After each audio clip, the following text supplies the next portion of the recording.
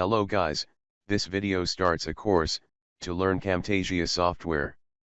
That's a great software to create educational and interactive videos. In this video, we'll have a short introduction to the Camtasia interface. After that, we'll see how files like videos or images can be imported to a project or record new videos. Then, we'll learn some of Camtasia's abilities to edit imported files. Finally, we'll see how Camtasia software can produce a video as its result. Alright, first let me double-click on the Camtasia icon to launch this software. Note that I am using Camtasia version 2019.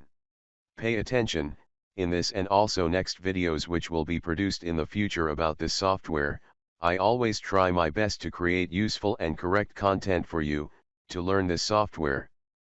However, if there was a problem in the content, or you have an opinion or idea about our educational videos, please write it in the comments section. As you see, first, this window has appeared. Here, you can create a new project, or start a new recording. Open a project which is created before. On the right side, I can select and open one of my 8 last projects. At the bottom, I can disable this window. Of course, it can be activated inside Camtasia software again. Let's keep it, and create a new project. Well, let's become familiar with the Camtasia interface. There are 4 major areas, which are this Tools panel on the left, the canvas in the middle of the Camtasia interface, the Properties panel which will be used to change any selected object properties. And the last one is the timeline down below. In this video, we're going to do a simple project to learn basic abilities of each area. The first step is recording new videos, or importing files like videos and images. Let me click here to select 2 images on my computer, and then import them to my project.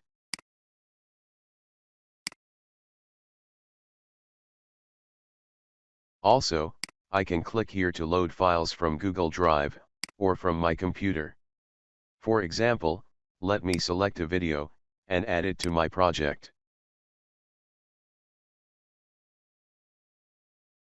Well, you can find import ability under the file menu too, but my favorite way to import files is to find them on my computer, then select them, after that, drag, and drop them inside the media bin.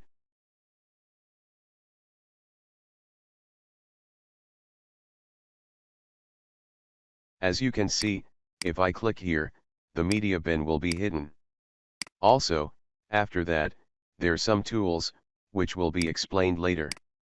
In this project, I want to create a video, which introduces an ebook, prepared by the PLC Goods team. So, let me add its logo, into the timeline area. I can change the selected time of the imported video, and see that on the canvas area. Here you can see the selected hour, minute, seconds, and frame. Similarly, you can add other imported videos, images, or sounds into the timeline area. Now, let's see how a new video of our computer screen can be recorded. Note that, this ability is very useful when you're creating an educational video about computers or softwares. As you see, before to start a new recording, this window has appeared. It has 3 main parts. Select area, recorded inputs, and start recording. The first part determines the area of your computer screen, which must be recorded. Now this area has been selected. I can select the full screen to record the whole of my screen, or select the custom choice, to determine a specified area. Here a standard size can be selected. It can be changed too. If I activate this lock, I won't be able to change the height to width ratio. But if I disable it, then the selected area can have any size. Well, let me select the full screen state. The next part is recorded inputs. Let me move this window to the center of my screen, to have a better view. As you see, here I can activate a camera. For example, my laptop webcam. Well, it's me, but it's not my sound. Now, if I click here to record my laptop screen, my webcam will be activated too. So, when the recording process is finished, I will have two recorded videos, from my laptop screen, and from my laptop webcam. This ability is very useful, when you are preparing an educational video, and at the same time, it needs to participate yourself inside the educational video. Also, instead of the integrated webcam, another connected camera can be used. Often, external cameras can be connected to our laptop via a USB cable. If there isn't any problem, and our laptop recognizes that, then it can be selected here. Note that, today's there are many applications that let us, to use our smartphone as an external camera. For example, I can use iReon webcam software. Note that, I need to start this application on my smartphone too, and connected that to my laptop using its cable, or connected that to the same Wi-Fi. I connected my smartphone using its cable. Let me activate the iReon webcam application on my smartphone. Now, I can use my phone as an external camera that is connected to my laptop. Well, external cameras are usually used to have better quality, or to record an area or process, which are not in front of your laptop. Alright, let me select the integrated webcam. Similarly, I can activate my laptop microphone to record my sounds, or use an external microphone to have better sound quality. Also, you can select this item. Do not record microphone. The next item, record system audio, can be enabled, if you want to record the sound which is playing by your computer. Alright, basic settings have been told.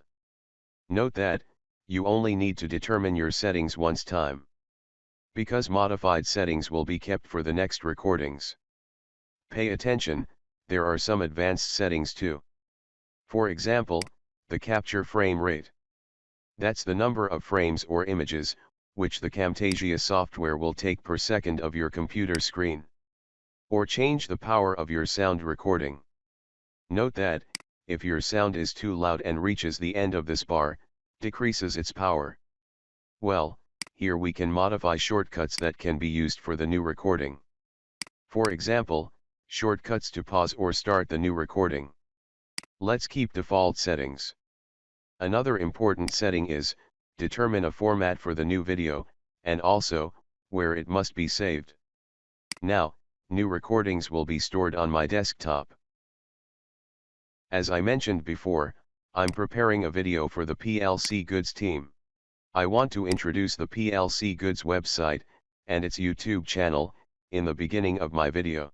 So, let me click here, to start full screen recording, to record a video to display how you can access to PLC Goods website and its YouTube channel.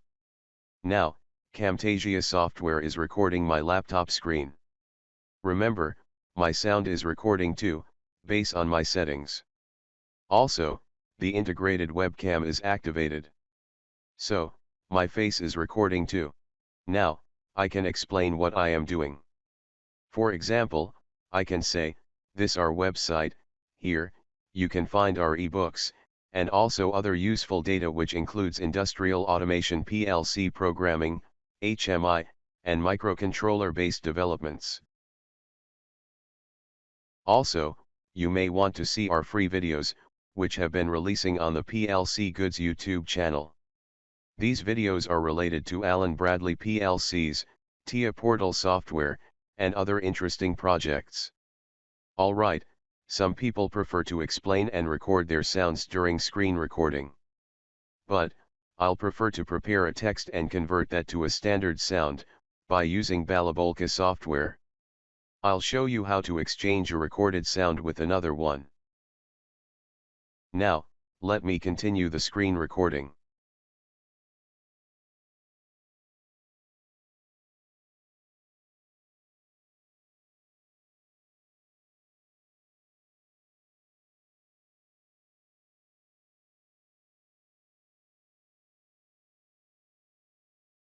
Alright, Now let me stop my screen recording. As you see, the newly recorded video is about 2 minutes and 50 seconds. It also recorded my face and sound. Now, if I click here, it will be deleted, and I will need to start a new recording. I can pause the recording process, and resume that later, or stop the screen recording, and use that inside my project.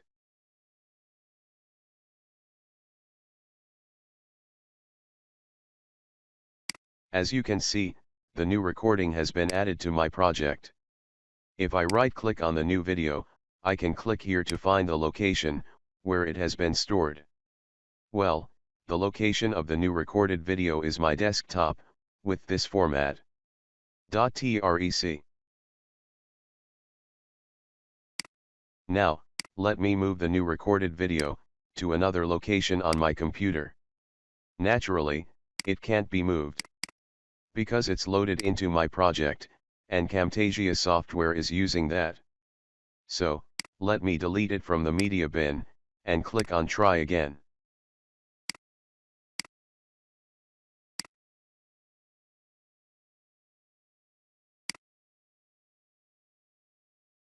Now, let's load the new recorded file into my project again.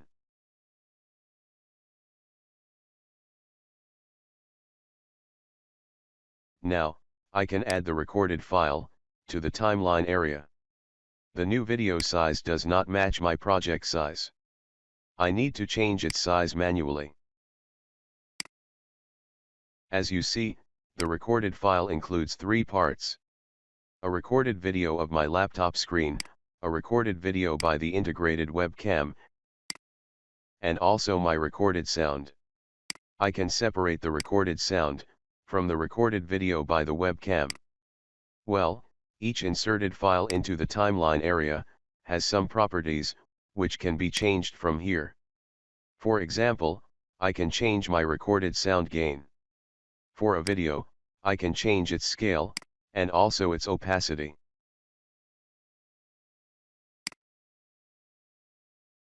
Now, let me save this project, which will be continued in the next video.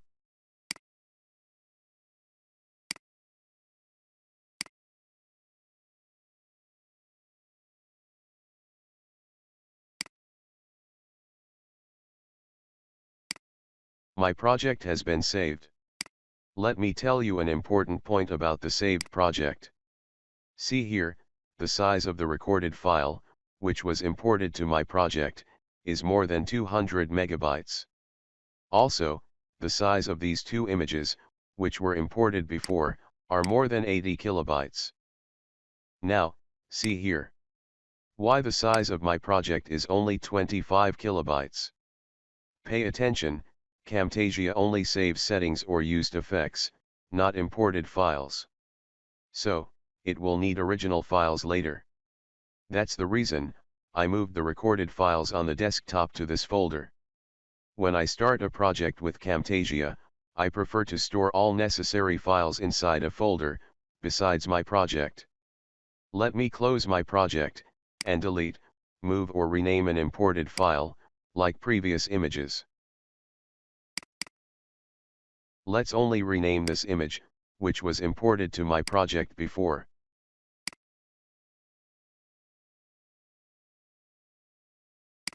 Now, let's open the project.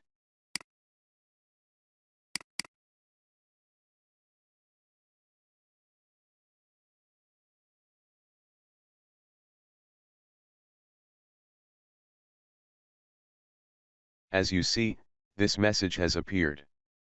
It says, unable to locate the renamed image. Do you want to find it? Let's select the no answer, and continue project loading.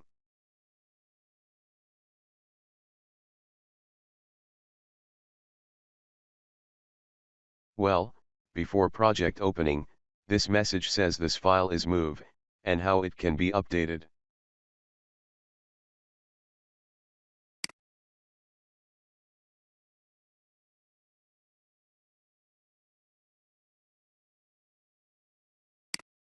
As you see, this file is missing. If you remember, I only renamed that.